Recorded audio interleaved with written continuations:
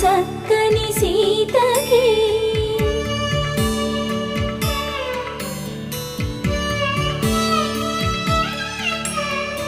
ఎర్ర జాబిలి చేయి